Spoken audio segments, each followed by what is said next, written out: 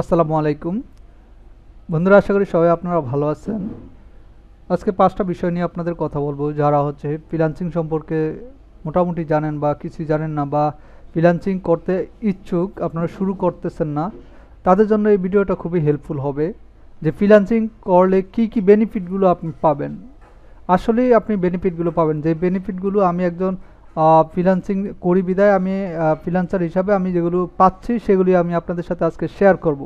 আশা করি আপনারা অনেকে উপকৃত হবেন এবং ফ্রিল্যান্সিং করা বা করবেন এরকম ভাবতেছেন, তারা ফ্রিল্যান্সিং করার জন্য উদ্যুক্ত বা আপনারা ইন্সপায়ার হবেন। তো আমি যদি বলি এখানে 5টা বিষয় সংক্ষেপে। ডলার রেট, যেমন আপনার বর্তমানে বাজার মূল্য, বাজারের জিনিসপত্রের দাম কিন্তু অনেক বেশি। হ্যাঁ, আমাদের বাংলাদেশে প্রত্যেকটা জিনিসপত্রের দাম অনেক বেশি। তার কারণ হচ্ছে ডলার রেট বাড়ার কারণে। যে ডলার রেট ছিল 84-85 টাকা পার ডলার, আর এখন বর্তমানে 105 টাকা, 6 টাকা, 60 টাকা $1 সমান। প্রায় আপনার দেখা গেছে আপনার 20-25 ডলার বেড়ে গেছে। এরই উপর ভিত্তি করে বাংলাদেশের যেগুলো প্রোডাক্ট আমরা বাইরে থেকে আপনার হচ্ছে আমদানি করে নিয়ে আসি, সবগুলো প্রোডাক্টেরই দাম বাড়ছে। সো এখানে এখানে সমস্যার সম্মুখীন হচ্ছে কারা? যারা হচ্ছে জব করে, বিভিন্ন কোম্পানিতে জব করে বাংলাদেশের, হ্যাঁ, তারা হচ্ছে সমস্যার সম্মুখীন। কারণ যাদের বেতন 20,000 বা 30,000, তারা ওই 30,000 টাকাই পাচ্ছে, তাদের বেতন কোনো কোম্পানি বাড়িয়ে দেয় নাই, ঠিক আছে। কিন্তু প্রত্যেকটা জিনিসপত্র আপনার বেশি দামে কিনে আপনার খেতে হচ্ছে। সো আপনার হচ্ছে এখানে যারা হচ্ছে ফ্রিল্যান্সার, যা ফ্রিল্যান্সিং করে, তাদের জন্য কোনো সমস্যা নাই। কারণ হচ্ছে তারা ডলার রেটগুলো কি হাই দামে সে পাচ্ছে। সে আগে পাইতো 84-85 টাকা করে, এখন পাচ্ছে 100 টাকা, 105 টাকা করে, হ্যাঁ, বা 102-3 টাকা করে ডলার রেট, পার ডলার রেট পাচ্ছে। সো এখানে হচ্ছে আপনার ওদের কোনো সমস্যা হয় না আর কি, যারা হচ্ছে ফ্রিল্যান্সিং করে। কারণ হচ্ছে তারা ডলার রেট বাড়ছে, জিনিসপত্রের দাম বাড়ছে, সেই ক্ষেত্রে তারা আগে যেই টাকা দিয়ে আপনার এই পাইতো এবং সেই টাকা দিয়ে তারা কিন্তু কোনো সমস্যা ছিল না। এখন জিনিসপত্রের দাম বাড়ছে, তারা ডলার রেটও বাড়ছে। যেটা আগে পাইতে 1 টাকা দিয়ে 84, মানে $1 দিয়ে 84 টাকা, এখন পাচ্ছে $1 দিয়ে মানে 105 টাকা এরকম পাচ্ছে, ঠিক আছে। তো তাদের কোনো সমস্যা পড়ে না, তাদের কোনো ইফেক্ট পড়ে না, ঠিক আছে। যত জিনিসপত্রের দাম বাড়ুক, ডলারের কারণে যদি আপনার একটা জিনিসের দাম আপনার এই বর্তমানের চেয়ে আরও 100 টাকা বাড়ে সামনে, ডলার রেটও 100 টাকা বাড়বে। সো তাদের কোনো সমস্যা পড়বে না। সমস্যা পড়ে যারা যারা হচ্ছে জব করে, তাদের জন্য হচ্ছে এই সমস্যাটা।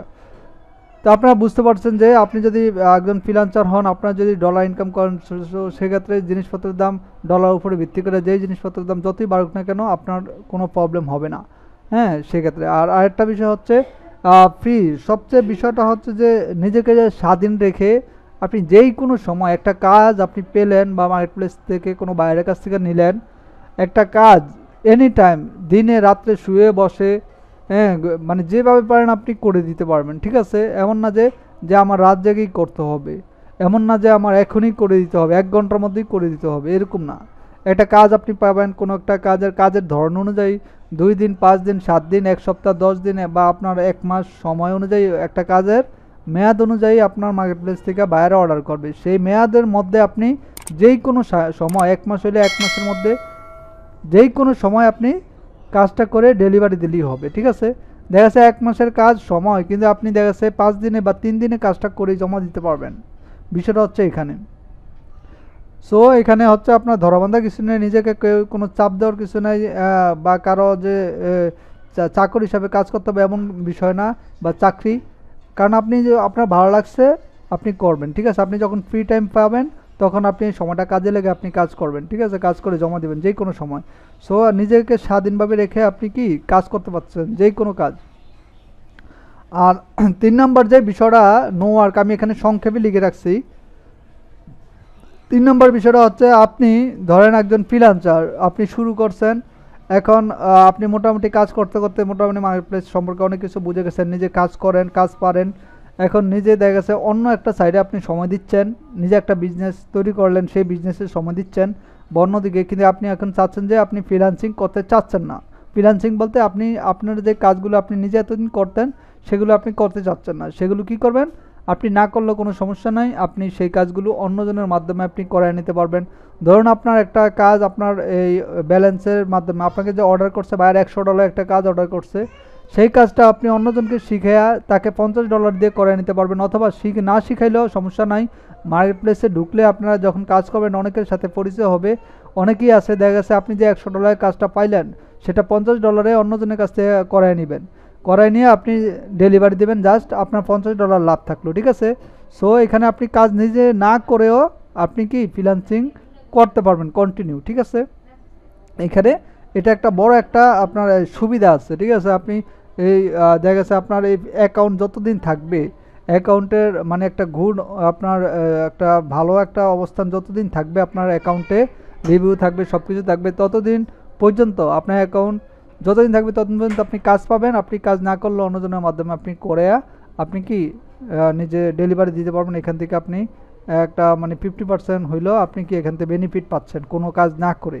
এই একটা বড় সুবিধা। আরেকটা বিষয় হচ্ছে 4 নম্বর যে বিষয়টা, সেটা যদি আমি আপনাকে বলি, এটা হচ্ছে আপনি যদি স্টুডেন্ট হন আপনি এই কাজটা করতে পারবেন।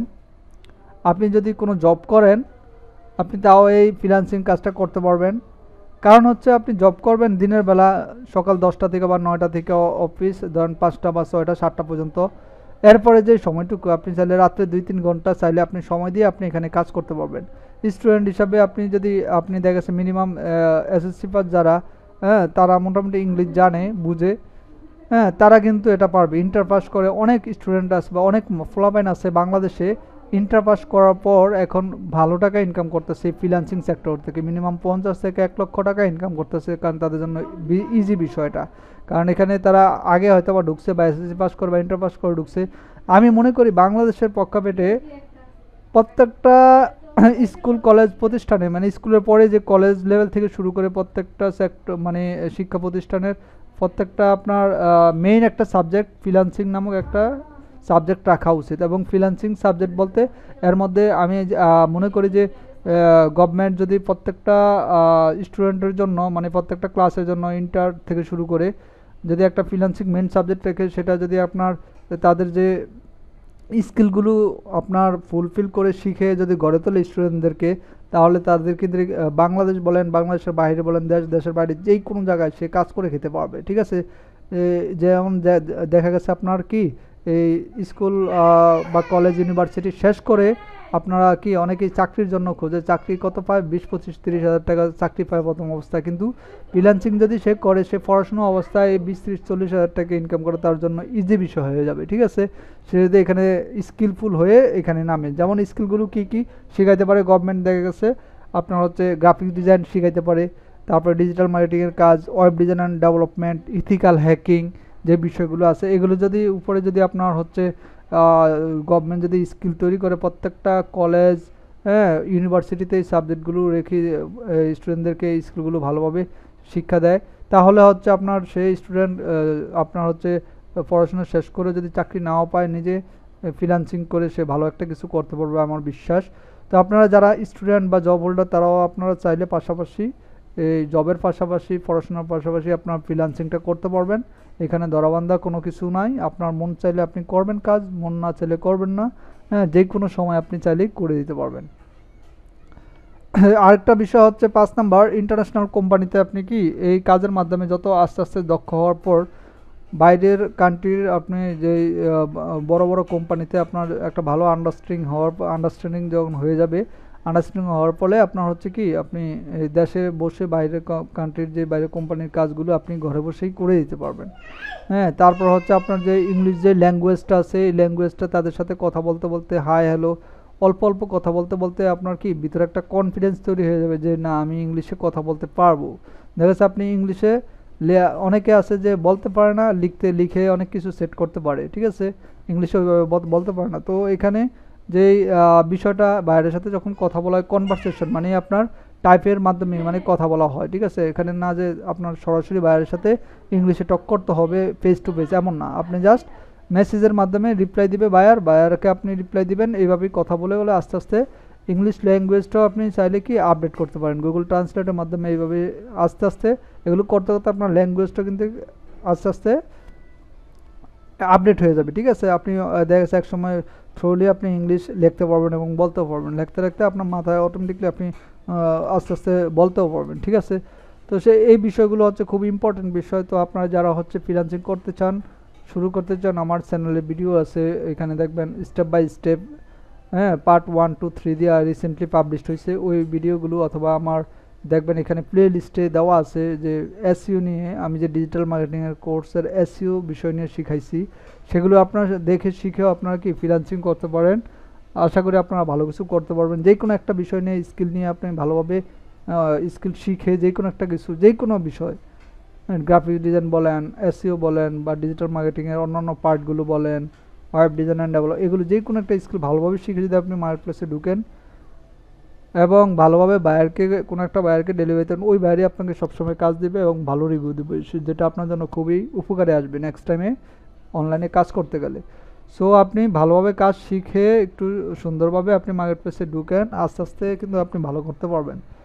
তো বন্ধুরা, ভিডিওটা যদি ভালো লাগে লাইক কমেন্ট শেয়ার করবেন, এবং যারা সাবস্ক্রাইব করেন সাবস্ক্রাইব করে পাশেই থাকবেন। ভালো থাকবেন সবাই, সুস্থ থাকবেন। আল্লাহ হাফেজ, সালামু আলাইকুম।